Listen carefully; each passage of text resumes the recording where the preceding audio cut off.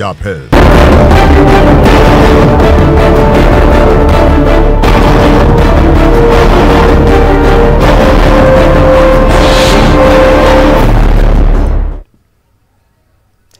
आदाब नाजरीन, न्यूज़ 18 उर्दू में आपका खैर मकदम है। मैं हूं सैयद अहमद जिलानी। खास बात तेलंगाना में आज बात करेंगे तेलंगाना में टीआरएस लीडरशिप और चैलेंजेस की।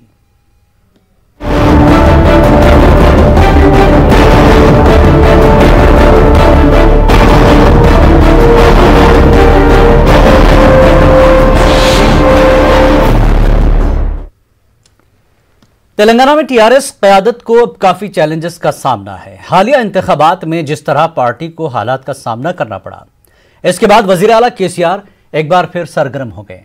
पार्टी की सियासी सरगर्मियां सियासी हलकों में बहस का मौजू बनी हुई है। हुकूमत में बड़ी तब्दीली यह हो सकती है कि मार्च तक केटीआर को चीफ मिनिस्टर की जिम्मेदारी दी जा सकती है। इस तरह की खबरें तेलंगाना की सियासत में तेजी से गश्त कर रही हैं। खुद टीआरएस के अरकान असेंबली भी इस तरह के बयानात दे रहे हैं। तेलंगाना में हालिया अरसे में होने वाले इंतखाबात में टीआरएस को बड़ा धक्का लगा है। चाहे दुबाक के ज़िमनी इंतखाबात हो या जीएचएमसी। दुबाक के ज़िमनी इंतखाबात के अलावा जीएचएमसी इंतखाबात में भी बीजेपी ने शानदार मुजाहरा किया। अब तक तेलंगाना सेंटिमेंट की बुनियाद पर टीआरएस पार्टी ने कामयाबी हासिल की है। तेलंगाना में अपोजिशन पूरी तरह से खत्म हो गई थी। अब बीजेपी अपोजिशन के तौर पर उभर रही है। ऐसे में टीआरएस के लिए बड़ा चैलेंज है। क्या चीफ मिनिस्टर की तब्दीली से टीआरएस अपने खोए हुए वकार को दोबारा हासिल कर सकती है? क्या केटीआर बीजेपी से मुकाबला करने में कामयाब होंगे? ये तो आने वाला वक्त ही बताएगा। तो इस पूरे मामले पर बातचीत करने के लिए कुछ खास मेहमान हमारे साथ जुड़े हैं। तो आइए जोड़ लेते हैं हमारे उन तमाम मेहमानों को जहां से हमारे साथ जुड़ने वाले अब्दुल मुकीद चंदा जो कि टीआरएस लीडर हैं, इनके अलावा हनीफ अली सीनियर लीडर हैं बीजेपी के, और निज़ामुद्दीन हैं सैयद स्पोक्स पर्सन हैं कांग्रेस के। आप तीनों मेहमानों का खैर मकदम है। अब्दुल मुकीद चंदा, जिस तरह से सियासी सरगर्मियां दोबाक जीएचएमसी के बाद देखने को मिली, चीफ मिनिस्टर काफ़ी सरगर्म हो गए। अक्सर बीजेपी की तरफ से ये कहा जाता था कि वो फार्म हाउस से बाहर नहीं निकलते। अब बहैसियत अपोजिशन बीजेपी ने उन्हें फार्म हाउस से बाहर निकलने पर मजबूर किया है। अब्दुल मुकीद चंदा, देखिए, ये सरासर इल्जाम है कि बीजेपी ने केसीआर साहब को बाहर निकलने या कहीं निकलने पर मजबूर किया है। केसीआर साहब एक अवामी कायद है जिन्होंने तेलंगाना की तहरीक अवाम के दरमियान में रह करके चलाई। अवाम की नब्ज को जानते हैं। अवाम की तरक्की और बहबूद के लिए जहां जहां जो भी जरूरत पड़ती है वो काम करते हैं। केसीआर को जरूरी नहीं कि इस किस्म के लीडरों के मशवरे पर चले जो खुद अभी तक जो है सियासी तौर पर नाबालिग हैं, जो अभी अभी सियासी तौर पर ये जो है पैदा हुए हैं।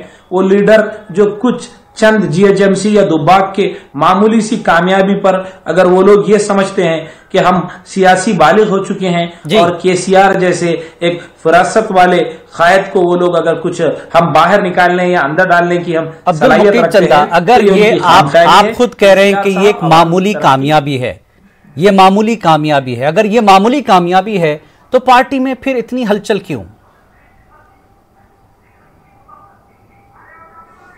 देखिए, कहां पर हलचल है? कोई हलचल नहीं है। क्या हलचल है मुझे बताइए आप। क्या केटीआर को आप चीफ मिनिस्टर बनाना नहीं चाहते? किए जा रहे हैं। हरीश राव को आप कारगुजार सदर नहीं बनाना चाहते? देखिए आप, कि हरीश राव साहब क्या बनेंगे, केटीआर साहब क्या बनेंगे, ये हमारी पार्टी का इंटरनल मामला है। लेकिन मुझे ये सुनने में आया है कि किसानों के एहतजाज के बाद तेजस्वी सूर्या को प्राइम मिनिस्टर बनाया जा रहा है और नरेंद्र मोदी साहब को हटा दिया जा रहा है। क्या ये बात सही है? नहीं, ये तो सियासी हलकों में बहस ही नहीं हो रही इस पर। इसके ऊपर क्या बोले? ठीक है, हनीफ अली साहब हमारे साथ जुड़े हुए। हनीफ अली साहब, बीजेपी की मामूली कामयाबी, खुद बीजेपी को ऐसा क्या लगता है कि बहुत बड़ी तब्दीली तेलंगाना में लाएगी बीजेपी? देखिए आप, अभी हमारे अब्दुल मुकीद साहब चंदा अभी ये कह रहे थे कि हम बिल्कुल भी पैदा हैं। शायद अब्दुल मुकीद चंदा साहब को ये नहीं मालूम कि हम पैदा होकर जमाना हो चुका है और और टीआरएस अभी पैदा हुई है। और रहा मसला जो हलचल की बात हो रही है वो तो दिख ही रहा है। जीएचएमसी चुनाव के बाद जिस तरीके से हमारे जो सीएम साहब हैं बेचैनी में फार्म हाउस पे बैठे, और देखिए आप एक बहैसियत सीएम तेलंगाना स्टेट के 6 साल से ज्यादा हो गए, कभी वो चेंबर में तक नहीं बैठे, कभी आवाम से नहीं मिले, वो अपने एमएलए से नहीं मिलते हैं, अपने मिनिस्टर से नहीं मिलते हैं, ना अपोजिशन पार्टी की कोई एमएलए या किसी को टाइम देते हैं। बस उनका ज्यादातर वक्त यही गुजरा है कि कांग्रेस के एमएलए को किस तरीके से हमारे पास अपने पास शामिल किया जाए, किस तरीके से पार्टियों को तोड़ा जाए। चुनाचे अभी जो कॉर्पोरेटर हमारे पास जीते हैं, अभी जो कॉर्पोरेटर जीते हैं उनको भी खरीदने की बहुत कोशिश की जा रही है जी। लेकिन केसीआर साहब को ये पता नहीं है कि ये कांग्रेस नहीं बीजेपी है, क्योंकि बीजेपी के लोग बिकते नहीं हैं और बीजेपी के लोगों को आप खरीद नहीं सकते हैं। यानी बीजेपी के लोग खरीदते हैं, अगर यही बात बीजेपी के लोग खरीदते हैं, बेचते नहीं। आवाम की फैलाव बहबूद के लिए, जैसा चंदा साहब की माइनॉरिटी यानी 6 साल से यानी माइनॉरिटी के लिए जो बजट सैंक्शन कर रहे हैं, शायद उनको पता होगा किसी साल 2000, किसी साल 1500 करोड़, किसी साल 2000 करोड़। यानी रियलिटी में यानी बजट का कितना हिस्सा उन्होंने रिलीज करते हैं साल में, 300 करोड़ 400 करोड़, उससे ज्यादा नहीं है।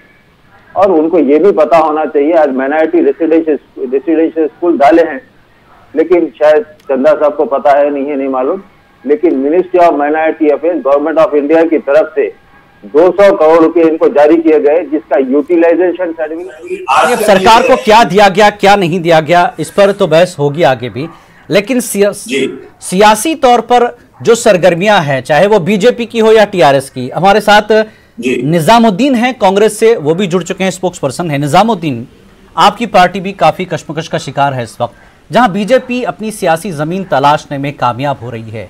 कांग्रेस इसका फायदा क्यों नहीं उठा पा रही, जबकि कांग्रेस के लिए तेलंगाना नई चीज नहीं है, सरकारें रही हैं आपकी यहां पर।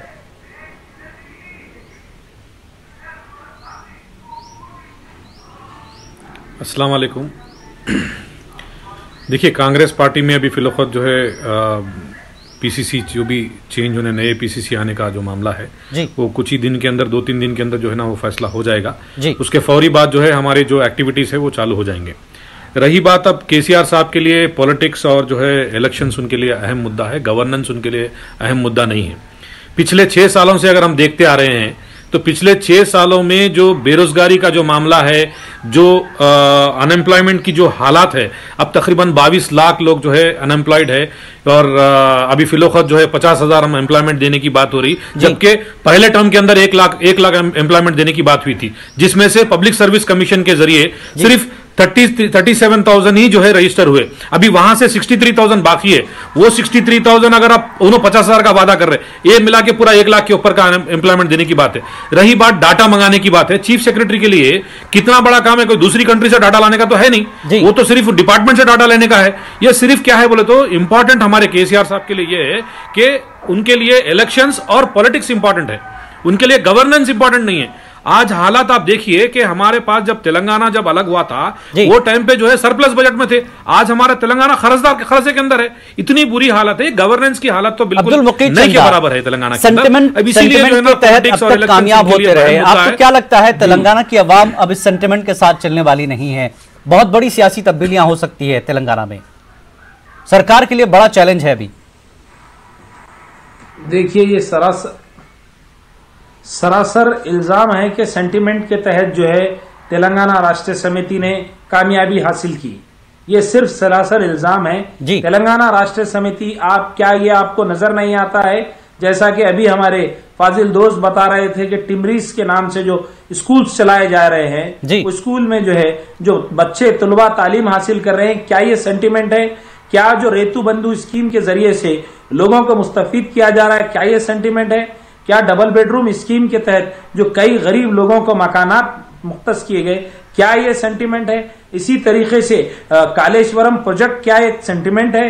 क्या इसी तरीके से आप अगर बात करें तो दीगर कई एक काम है, गूगल और अमेजॉन जैसी कंपनी यहाँ पर आके क्या सेंटिमेंट के तहत, तेलंगाना सेंटिमेंट के तहत यहाँ पे अपने कारोबारी इदारे कायम करते हैं? जब लॉकडाउन के दौरान तमाम मुल्क का जीडीपी डाउन होता है, ऐसे क्या ये सारी चीजों का क्रेडिट अब्दुल मुकीद चंदा, इन तमाम चीजों का क्रेडिट क्या सिर्फ आप टीआरएस सरकार को देंगे या इससे पहले की सरकारों को भी देंगे? अक्सर ये होता था तख्ती कोई लगा के जाता, ओपनिंग कोई और सरकार आके कर लेती, अक्सर ये रहा है तेलंगाना में। निजामुद्दीन नहीं,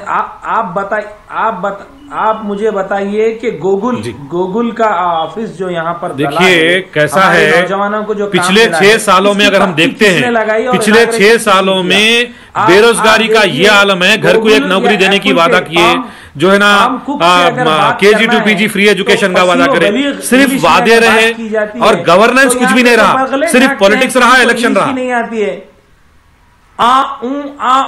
करके जब इंग्लिश में बात करेंगे तो कहां से अमेज़न को क्या भाई, क्या टीआरएस आने के बाद तेलंगाना के अंदर इंग्लिश आई क्या? टीआर साहब जैसी क़यादत मुखीद भाई माफी चाहता हूं। मुखीद चंदा ये प्राइवेट सेक्टर के लोग हैं, यहाँ पर आए हैं, अच्छी बात है, उनके इंग्लिश बोलने से तेलंगाना के लिए है, लेकिन क्या सिर्फ सरकार इसका क्रेडिट लेगी? जी, सवाल ये है, सरकार ही ने तो ये लाया है ना, कौन ले? कई सालों से ये है ना, यहाँ पर चंद्रबाबू नायडू के दौर से फिर कांग्रेस का दौर रहा, ये तमाम दौर रहे, उसके बाद जब हाईटेक जमा हुई, पड़ोसी को मिलेगा या साबिका मेरे जो घर को मेरे को बेच के गया है उसे मिलेगा? जो बुनियाद कांग्रेस के दौर में, जो बुनियाद टीडीपी के दौर में डाले थे, उसकी बुनियाद का अब रिजल्ट है और कुछ भी नहीं है। जी टीडीपी ने कंपनीज तो रेगुलर आते रहते, पहले भी कई कंपनीज आए, अभी भी कंपनीज आए, आते रहते, उसका क्रेडिट सिर्फ टीआरएस गवर्नमेंट को नहीं जाता। ये लोगों ने अपनी रोटी पे बोटी सेकने के अलावा कोई और काम नहीं किया। मैं पूछता हूं, चैलेंज करता हूं निजामुद्दीन साहब से कि आप टीडीपी ने क्या काम किया वो बताइए। कांग्रेस की बताने की तो जरूरत ही नहीं है, क्योंकि अब्दुल मुकीद चंदा कुछ काम नहीं किया, आप टीडीपी का काम बता दीजिए। ठीक है। एक चीज बताता हूं, आप क्रेडिट तो ले रहे हैं, में आया था अगर जो हाईटेक सिटी में जो फाउंडेशन है वो टीडीपी के दौर में गिरा हुआ था। ठीक है निजामुद्दीन, जहां तक अगर रिजर्वेशन की मैं बात करूं, हालिया शब्बीर अली ने एक बयान दिया था कि 4% पर अभी भी जो है कई तलबा को एडमिशन मिला है, 4% रिजर्वेशन का फायदा आज भी अकलियतों को मिल रहा है। ये कांग्रेस की देन थी, आप 12% बात करके अकलियतों से पलट जाते हैं। 2004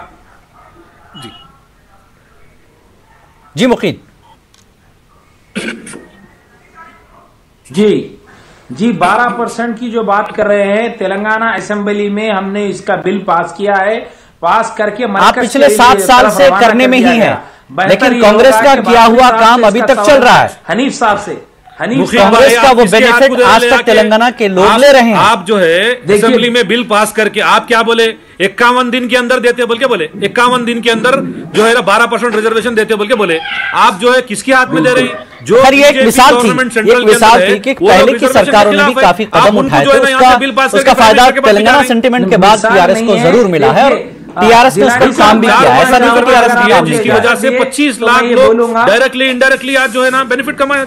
नहीं जिलानी साहब जी, ये जो 51 दिन में काम करने की बात है, अगर वाज़े अक्सरियत एक फिरका परस्त पार्टी को मुल्क में नहीं मिलती तो बिल्कुल 51 दिन में तेलंगाना रियासत ये तो ये नहीं होता। जिस तरह से बीजेपी ने कहा कि हमारा मेयर होता तो हम ये कर देते, ये बहाने हर पार्टी को होते हैं। हनीफ अली साहब, हमको अभी तक जब कभी भी केसीआर साहब ये बोलते हैं, मैं हनीफ अली साहब ऊपर करके बात करते हैं। तेलंगाना में जो सियासी सरगर्मियां हैं, इसमें आप अपनी सियासी जमीन तलाश करने की कोशिश कर रहे हैं। 14 साल ऐसी क्या कमियां हैं सरकार में जिसकी वजह से लगता है आपको बहुत बड़ी तब्दीली आने वाली है तेलंगाना में सियासी कर रहे हैं? हनीफ अली साहब, हमारे मुखीद चंदा साहब जो बता रहे हैं कि फिरका परस्त पार्टी, शायद उनको ये पता नहीं है कि भारतीय जनता पार्टी की सरकार 2014 के बाद आने के बाद से शायद हिंदुस्तान में फिरकावारी में दंगे कहीं नहीं हुए, टोटल कंट्रोल में है। और मिनिस्ट्री ऑफ माइनॉरिटी अफेयर्स की तरफ से जितनी स्कीम और जितना बजट मोदी गवर्नमेंट ने सैंक्शन किया है, इससे कभी कोई भी गवर्नमेंट ने सैंक्शन नहीं किया और इतने स्कीम नहीं आए जी। और जहां तक बात रही चंदा साहब की मॉब लिंचिंग के नाम पे जो मुसलमानों को शहीद कर दिया गया, क्या हनीफ साहब को नजर नहीं आता? क्या अखलाक की मौत हनीफ साहब को नजर नहीं आती? क्या हमारे जो कायद है हनीफ साहब जो 15.2 गया उसके दौर में दिया गया था, आदित्यनाथ उसी की वजह से अखिलियतों को फायदा हो रहा है। नहीं आता क्या आपको जितना फायदा होगा वो जो मुजालिम कांग्रेस के दौर से वो आपको नजर नहीं आते? अगर दिल्ली खत्म करने की बात कर रही है। हनीफ साहब को सुन लीजिए, हनीफ अली को सुन लीजिए, हनीफ अली को सुन लीजिए पहले, उसके बाद जवाब दीजिए। जी हनीफ अली। मुसलमानों को धोखा दिए इन्हों अगर पिछड़े हुए तबकात की बात करते तो समझ में आता था। तो ये सारा हिंदुस्तान को किसी को एसटी को इतना रिजर्वेशन, एसटी को इतना रिजर्वेशन, माइनॉरिटीज मुसलमान को इतना रिजर्वेशन, तो आप 100% रिजर्वेशन की बात कर दिए। तो ऐसी बात नहीं होती है। रिजर्वेशन तो हम भी दिए, 10% रिजर्वेशन जो प्राइम मिनिस्टर ने दिया है उसमें ओसी भी आ गए। जितने भी समझो इकोनॉमिकली बैकवर्ड क्लास है, चाहे वो रेड्डी हो, राव हो, मुसलमान हो, तो भी आ गए उसमें। तो रिजर्वेशन इस टाइप का होता है। तो अवाम के साथ इंसाफ होना। आप हुकूमत कर रहे हैं लेकिन आज तक कितनी बार अवाम से मिले आपके सीएम?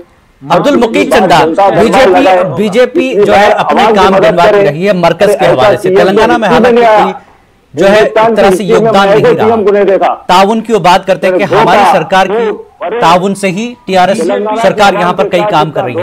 आप अपनी जो है कामयाबियां गिनवाइए, अपनी कामयाबियों की बात कीजिए। आपने सरकार लाने के बाद पिछले 7 साल में क्या किया तेलंगाना में? जी, आपकी नाकामियों को उछाल रही है बीजेपी तेलंगाना में, तभी तो वो कामयाब हो रही है। आप क्यों नहीं पहुंच पा रहे हैं जब आप काम कर रहे हैं तो? अब्दुल मुकीद चंदा, देखिए, बीजेपी फिरकेवाराना माहौल पैदा कर कर कामयाबी हासिल कर रही है। बीजेपी भाग्यनगर बनाने की बात करके कामयाबी हासिल कर रही है। बीजेपी हिंदू मुस्लिम तफरीका पैदा करके कामयाबी हासिल कर रही है। बीजेपी ने अगर हिंदुस्तान में 2014 से अब तक के कोई काम किया है तो उन्होंने ललित मोदी को भगाने का काम किया, उन्होंने विजय माल्या को भगाने का काम किया। लेकिन तेलंगाना में जो सवाल उठ रहा है अब्दुल मुकीद चंदा, तेलंगाना में जिन चीजों का सवाल उठ रहा है वो है रोजगार। सबसे बड़ा सवाल है तेलंगाना में रोजगार। आपकी नाकामी की बड़ी वजह यह थी कि यहां का नौजवान रोजगार की वजह से आपके खिलाफ हुआ है। जिस वक्त तेलंगाना सेंटिमेंट में नौजवान आपके साथ था कि तेलंगाना बनने के बाद उनके साथ इंसाफ होगा, वो नहीं हुआ। रोजगार को लेकर चाहे वो डीएससी का मामला हो, सीटों को डी रिजर्व करने का मामला हो, ये सारी चीजें आपने नजरअंदाज की। तब जाकर आपने कहा कि हम 50,000 जो है रोजगार दे रहे हैं। ये जैसे ही इलेक्शन हारते हैं अब रोजगार के मामले में आपने पहला कदम उठाया, क्या यह सही नहीं है? ये देखिए, ये एक पॉलिसी है, पॉलिसी के तहत काम किया जा रहा है और काम करते जाएंगे। आप ये बोलिए इलेक्शन में हारने के बाद क्या हमने शादी मुबारक स्कीम निकाली थी?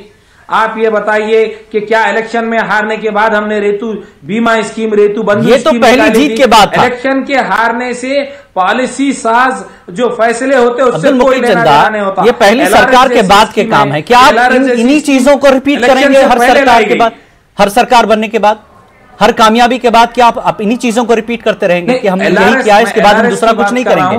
जो कि जीएचएमसी एक लोकल बॉडी का इलेक्शन है, जीएचएमसी का इलेक्शन एक मुकामी बल्दियाजात का इलेक्शन है। इसमें एलआरएस जो हुकूमत ने पहले लाया था वो एलआरएस इसी के तहत लाया गया था। नहीं, अभी तो एलआरएस पर तो कोर्ट भी आपको झटका दे रहा है।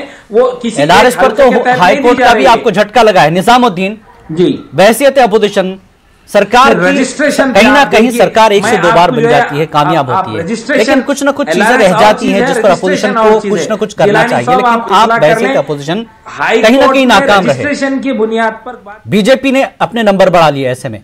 निजामुद्दीन, मैं एक ही चीज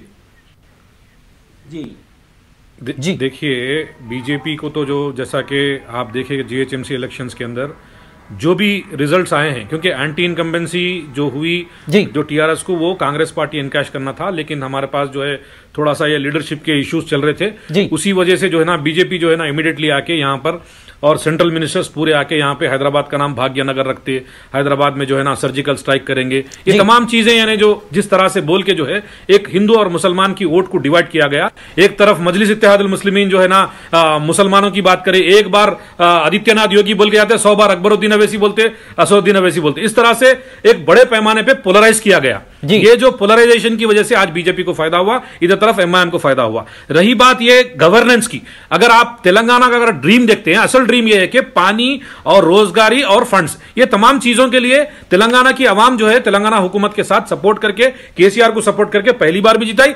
दूसरी बार मैं कंप्लीट नहीं हो सका मेरा, मैं कंप्लीट करना है, मेरे प्रोजेक्ट पूरे इनकम्प्लीट है बोले तो और एक बार भी उनको मौका दिया। लेकिन बेरोजगारी के मामले में 100% टीआरएस गवर्नमेंट फेलियर है, डे वन से फेलियर है। अगर आप देखें कि जो है ना पहले टर्म में उन्होंने 1 लाख जॉब्स देने की बात करे थे, इस बार जो है ना 50,000 देने की बात करें। अगर हम पब्लिक सर्विस कमीशन की तरफ से हम देखते हैं, पब्लिक सर्विस कमीशन की तरफ से सिर्फ 37,000 ही जो है ना एम्प्लॉयमेंट दिया गया, 63 पुराने टर्म के बाकी है, ये बार 50 कर रहे, यानी मतलब खाली क्या है मालूम है। अगर पॉलिटिक्स की अगर हम बात करें तो सिंपल जो है ना, अभी हम नाकामयाब हो गए केसीआर साहब, लिहाजा जो है ना अब हम जो है ना केटीआर को प्राइम मिनिस्टर चीफ मिनिस्टर बनाएंगे। ये तमाम ये चीजों को लेकर जो है ना, एक तरफ पॉलिटिक्स दूसरी तरफ इलेक्शन, इससे हटके कोई गवर्नेंस की कोई बात टीआरएस गवर्नमेंट में है नहीं, इसीलिए टीआरएस गवर्नमेंट फेलियर है। इसीलिए जो है ना अब आपके सामने बीजेपी जिस तरह से यहां पर पहुंची है, अब आपके सामने हो सकता है टीआरएस की अपनी सोच हो, एक नौजवान क़यादत सामने लाई जाए, नौजवानों को जो है रागिब किया जाए। केसीआर एक सियासी पैतरा आपके सामने, क्योंकि केसीआर को तेलंगाना में सियासी चाणक्य कहा जाता है, वो हर चीज को भांपते जरूर हैं। कहीं ना कहीं इलेक्शन में थोड़ी बहुत गड़बड़ हो गई जरूर, लेकिन अब एक नए चैलेंजेस दे रही है आपको केसीआर सरकार, कैसे इसका सामना करेंगे आप? वो चाहे केटीआर बुलाए या किसी को बुलाए, उनके पास है क्या? देखिए आप खानदानी, ये खानदान, ये सीएम के बेटे, सीएम की बेटी, सीएम का भांजा, बच्चे 4 पे चल रही है जी। कोई मिनिस्टर्स अपने तौर पे डिसीजन नहीं ले सकते, कोई एमएलए कुछ काम नहीं कर सकते, जो करना है ये चारों की डीलिंग है, चाहे अंडर टेबल है या अपर टेबल हो जी। अब जैसा कालेश्वरम प्रोजेक्ट की बात करें जी, बहुत बड़ा स्कैम है उसमें। अब आप देख रहे हैं यशोदा हॉस्पिटल में रेड हो रहे हैं, क्यों? ये सब केसीआर जी का ही तो है ना मसला इसमें जी। तो यहाँ पर एक बात ये है कि वो चाहे केटीआर को लाए या कविता को लाए, कविता को भी हम हरा चुके हैं निजामाबाद में, तो केटीआर को लाने से क्या उनको बेनिफिट होगा? कोई बेनिफिट होने वाला नहीं है। ये चल चलाओ की पार्टी है, यानी ये अपने साथियों को धोखा दिए। कोदंडराम जो तेलंगाना हनीफ अली साहब काम करे, 2023 में बीजेपी बड़े दावे कर रही है, क्या प्लान है बीजेपी का? किस तरह की सियासी तब्दीली तेलंगाना में देखने को मिलेगी? देखिए आप, हमारा दावा कुछ नहीं है, हमारा काम है जी। हम दावे नहीं करते हैं, बल्कि आवाम के बीच में जाते हैं, आवाम के बीच में काम करते हैं। हमारा काम यानी बूथ लेवल से शुरू होता है, ऊपर तक जाता है, और वो आवाम के दरमियान हम अपना काम पेश करते हैं, और उसी बिना पे आवाम हमको चुनती है। चाहे जीएचएमसी चुनाव हो, चाहे दुबा का हो, या आने वाला नागार्जुन सागर का असेंबली चुनाव हो जी, ये तमाम हम जीतेंगे। नागार्जुन सागर भी हम जीतेंगे, ठीक, क्योंकि आवाम यहाँ की बदल हो चुकी है। कांग्रेस आगे वरंगल और खम्मम भी है। हाँ, ये सब हम जीतेंगे, आप देखते जाइए जी। ये सब यानी शुरुआत हो चुकी है। ठीक है अब्दुल मुकीद चंदा, जो कुछ हुआ पिछली बार ठीक है, अपनी सियासी जमीन दोबारा तलाश करने, और जो नाराजगियां हैं, चाहे वो कांग्रेस के अभी निजामुद्दीन ने जिस तरह की बातें की और हनीफ अली साहब ने जो बातें कही है, इसको तेलंगाना की आवाम और उस क़यादत को एतमाद में लेने के लिए टीआरएस का क्या है? 2023 की तैयारी कैसी होगी?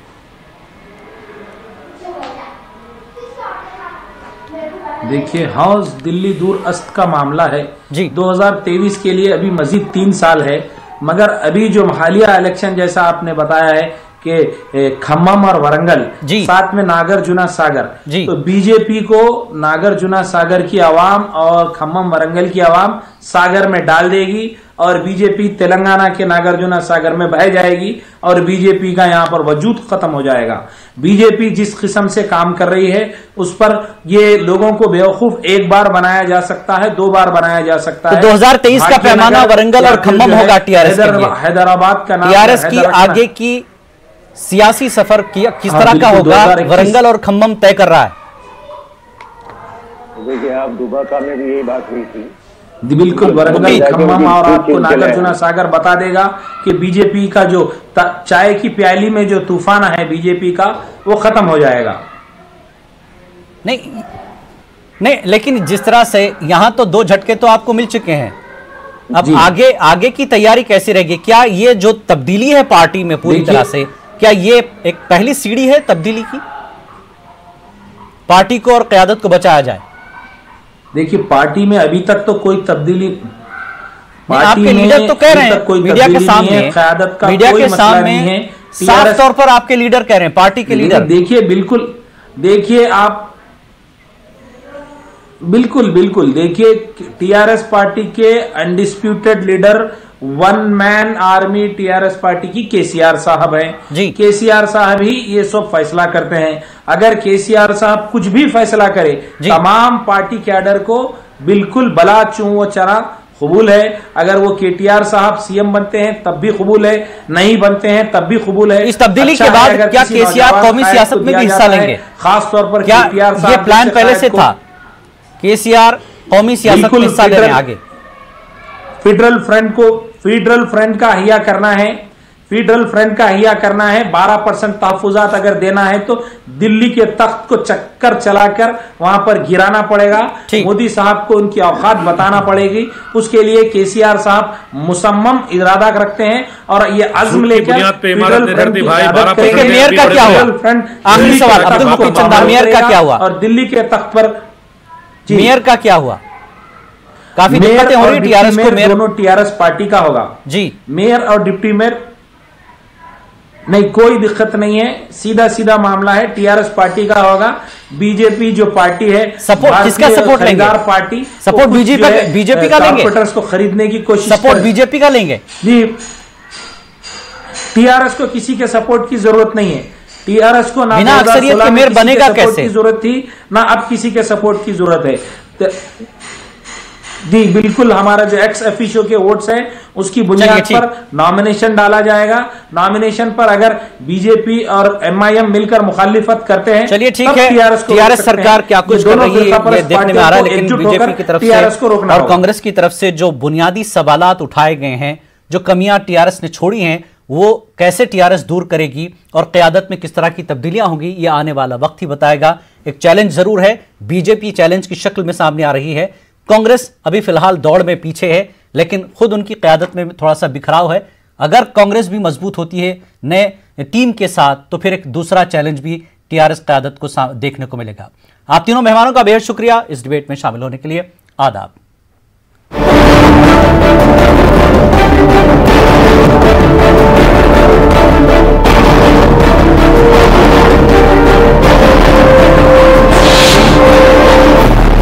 इस न्यूज हेडलाइंस के प्रायोजक